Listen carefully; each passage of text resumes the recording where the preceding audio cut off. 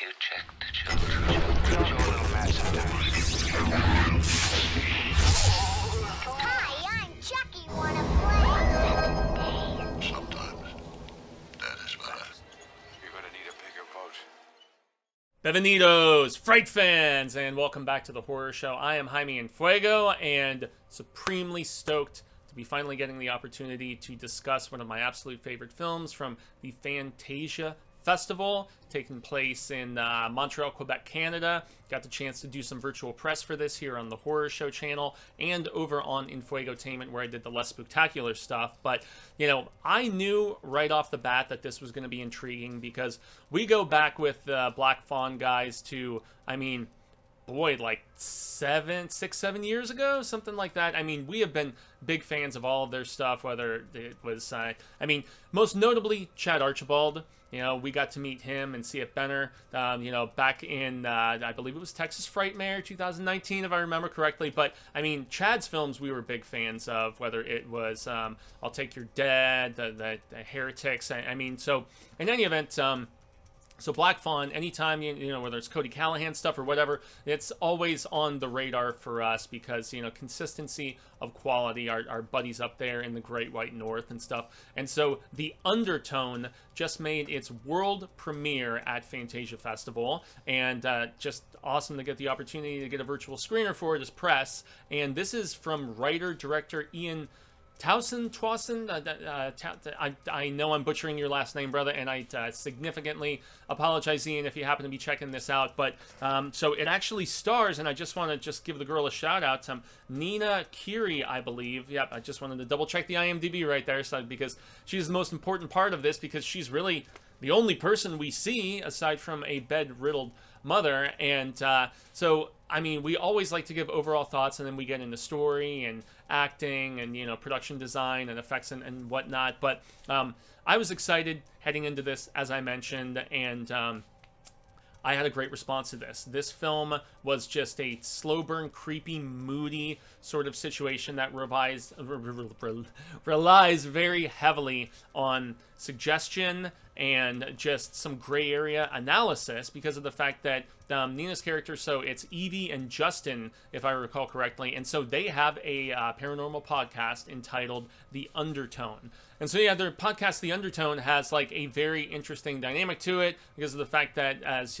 all too often happens, there is one person who is the believer, the other one is the skeptic. Evie, our lead character that Nina plays, is in fact the skeptic, and Justin is the one who just wants to believe every bit of investigation that they come across, because they do look into things that are like, long-standing cases or whatnot. But they, like, the whole idea behind the film is that as she is dealing with, some just emotional struggles, obviously, at the fact that her mother is in such poor health and like knocking on death's door, essentially. She also has some alcoholism and stuff that is hinted at. She has an estranged relationship with a significant other that is mentioned as well. But while all of this other stuff is swirling around within Nina's life, and, within Evie's life, I just have to bring it back to the fact that I've been a big fan of Nina's since back when she starred in Chad Archibald's The Heretics, where she was tremendous in that film. So I immediately recognized her. I was immediately locked in for, her just being able to command the screen as she does in this and just bring so much nuance to the performance.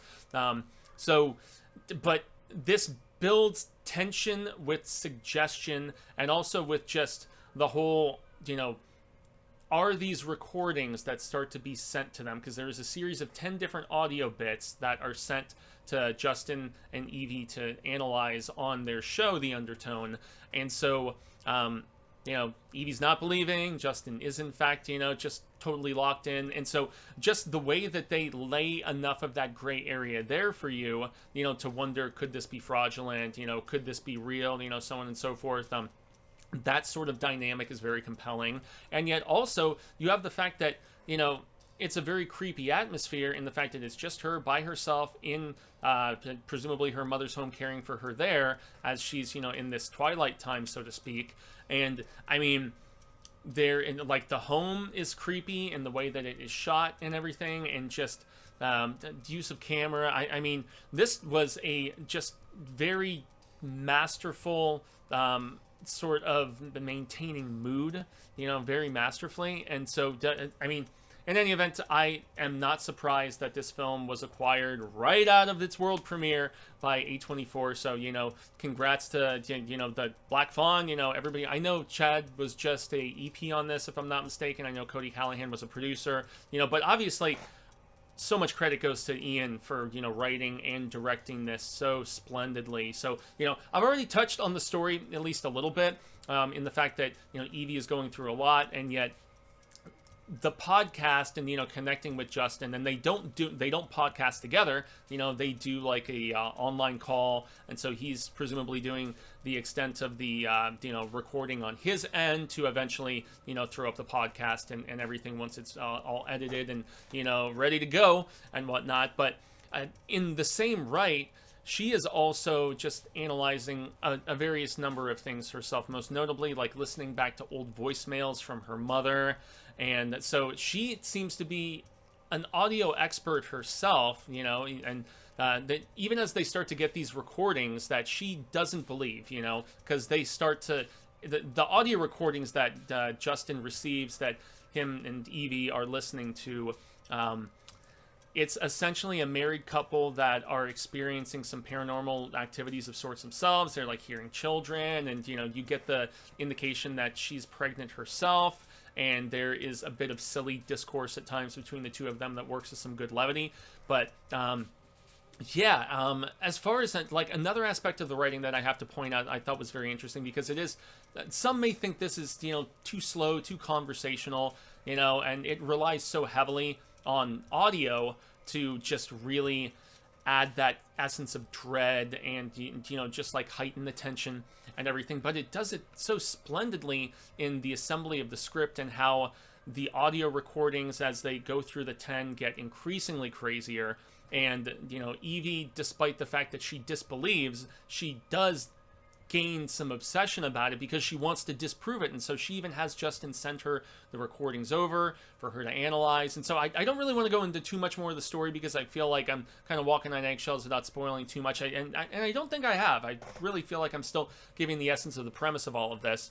But yeah, so I mean, Evie's mentality, though, as she says at one particular point, no, it's not, it's not, otherworldly phenomena or whatever. This is a manifestation of mental illness. People who, you presumed were possessed, back in the day, were essentially, there was something, mentally wrong with them that could be clinically diagnosed with modern medicine. And yet Justin's like, nope, no dice, man. I think that, there is a actuality to this sort of otherworldly presence, and whether tormenting us or taking us over, once again, he's Mulder and she's Scully in a lot of ways in that particular dynamic, man. But another theme that they touch on, which is creepy but yet very interesting, is that there are children's songs, like really old traditionals from like hundreds of years ago, when the bough breaks, the baby will fall, and down will go baby, and London bridges,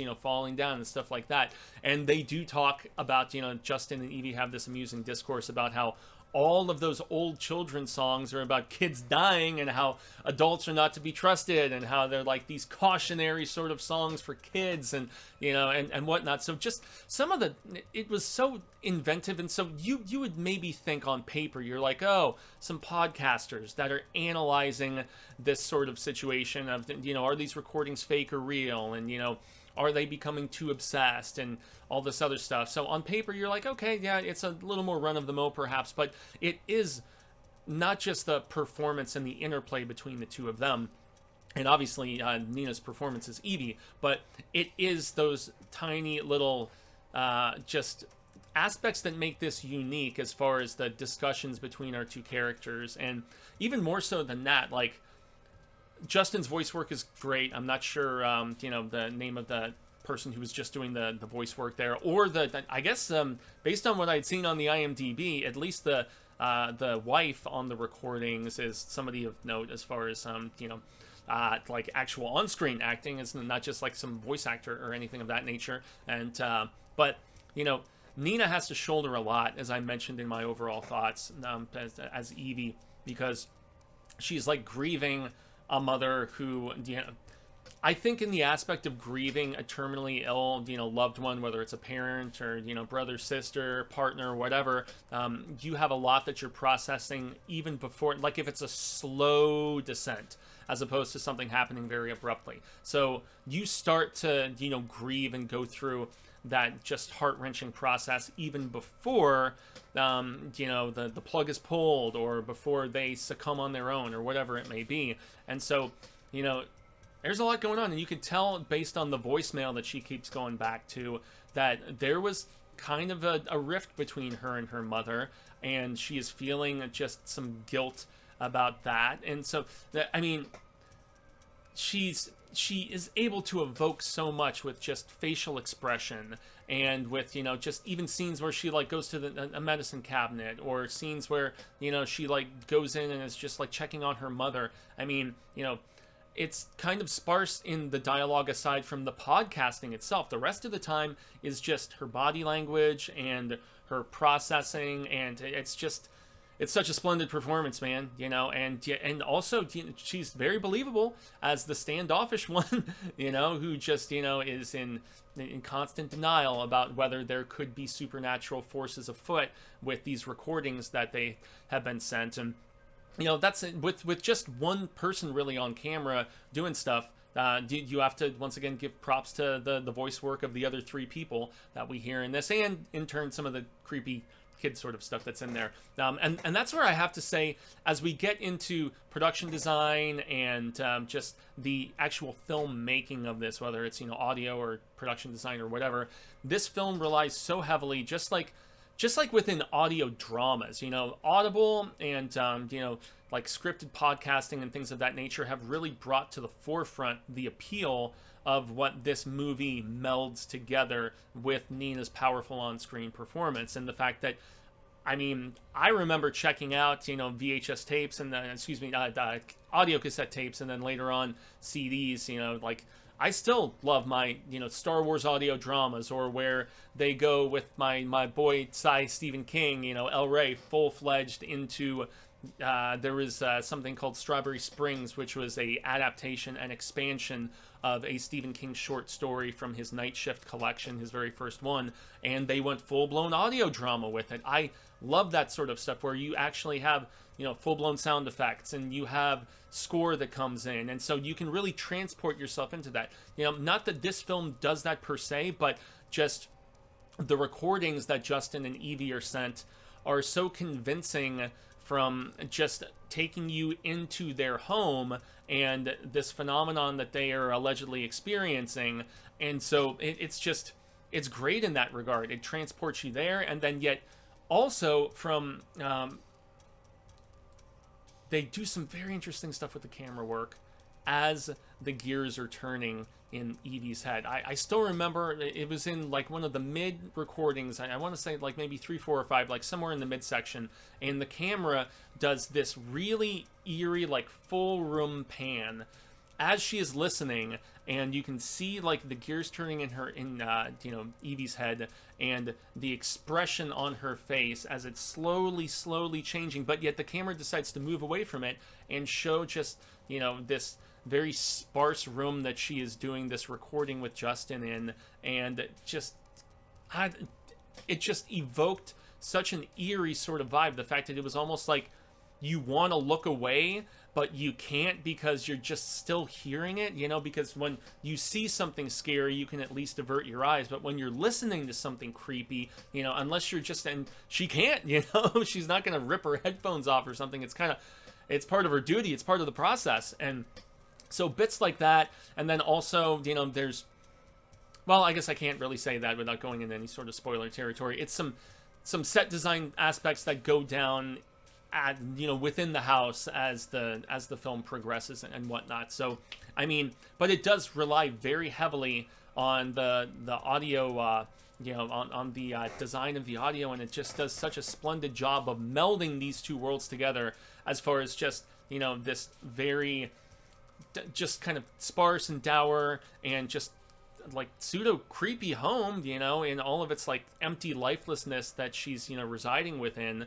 and yet melding that with the creepy, just sonic aspect of this, like, unraveling, you know, just peeling the layers back of this mystery that her and Justin are trying to see if there is any validity to. And they have some call-ins, you know, but they go live at one particular point as they're listening to more of these recordings and stuff. So I can't really say too much more about this aside from the fact that I don't know, with A24 acquiring it, like, boom, right off the bat, if you guys are actually going to get the chance to see this on the festival circuit anymore. Typically, from what I understand, at least, no, I don't know everything about this. I've covered my fair share of stuff, you know, Chattanooga, Overlook, International Horror Sci-Fi Film Festival, Phoenix Film Festival, things like that. But to the best of my knowledge, when something is acquired, like with A24 scooping this up right away, and this does... I love A24's output. I know their sort of art house, slow burn sort of vibe that you get. Now, they have veered more into the mainstream, especially if they have gone from not just distribution to actually, like, production of films at this point. But to the best of my knowledge, when something is acquired, like, it is immediately taken off of that festival circuit, because that's where you were attempting to find acquisition for your picture. Now, I know Black Fawn had distributed a lot of stuff themselves. You know, they're not just a production company, at least to the best of my understanding. But this is big time for them, man. And for Ian's film, it is very, very well deserved, because I was immensely impressed with this. It may not be for everybody. It may be too sparse. It may be too much, I guess, having to, the viewer and listener in this case as well, having to do some work. You know, it is, I'm not going to say it's a aggressively challenging film, but it's not your... Some horror fans demand their shock and awe, and, you know, they want the carnage candy and all of that sort of stuff. This is not that sort of film, but I truly do believe, as somebody who's watched, like, pretty much every genre thing that A24 has put out, you know, they have a lot of other things, you know, Florida Project, you know, Anora. I mean, you know, well, Anora was not them. I take that back, but, you know, I'm just thinking of that particular director. But, you know, not all of their stuff fits into, you know, the genre facet, but a lot of it does, you know. But, you know, think more of, like, that haunting aspect of things like, I guess, Ghost Story, although this is much more of the horror, you know, sort of thriller, sort of, you know, just the creepiness of suggestion and the possibility of it, whether it is real or not. So, man, major props to Black Fawn for doing a great job of producing this film. Big time congrats once again, and, you know, major props also, you know, to Ian, to, you know, our lead actress Nina in this.